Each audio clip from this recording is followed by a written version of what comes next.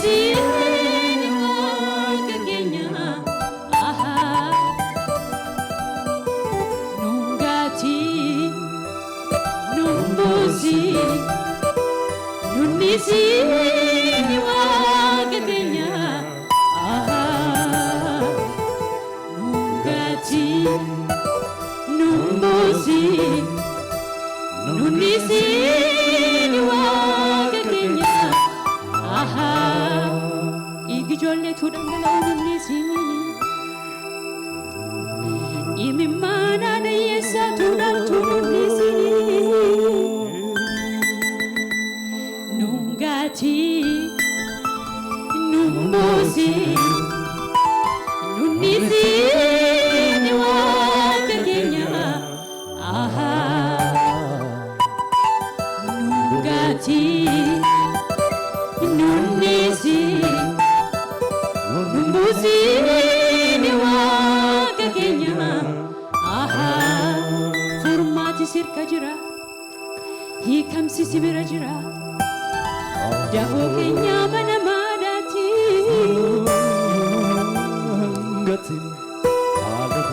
Yesus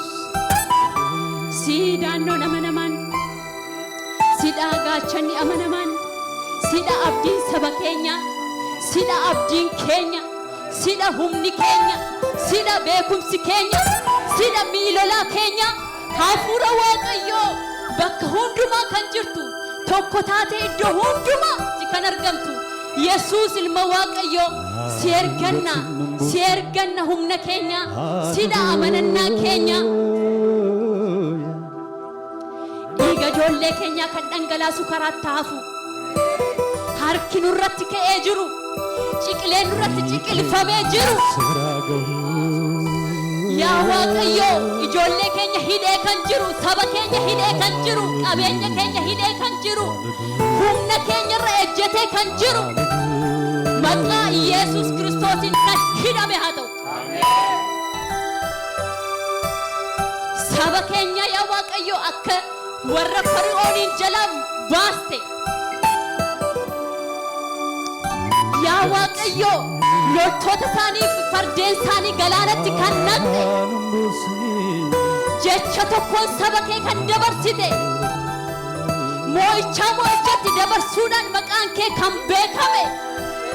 ilma waaqayyo Yesuus ati dhaqii gooftaa kan nuun lolu haa lolamu kan nutti ciqilfamu irratti yaa waaqayyo ati ciqilfadhu Yesuus jalloota kaasuun amala keeti jalloonni hadagaaganiif jaalala kee miti yaa waaqayyo ati gara warra cunqursanii miti gara warra cunqurfamaniiti abidda waaqayyo humna waaqayyo haadha boossu jajjabeessuutiin dhaqi kan hidhamanii qaqqabachuutiin dhaqi yaa waaqayyo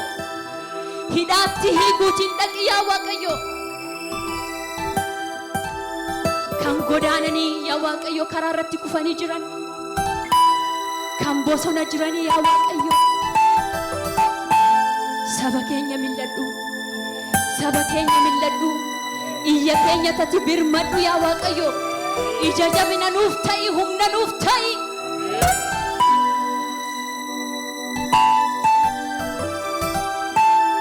qabeenya nuuf ta'i yaa waaqayyo mi'a lolaa nuuf ta'i yaa waaqayyo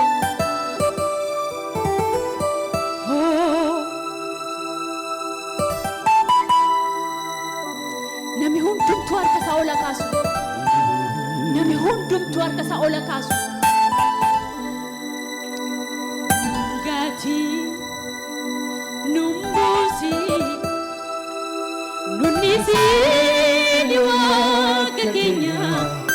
aha nungati numbuzi nunnisi ni wakakenya aha nungati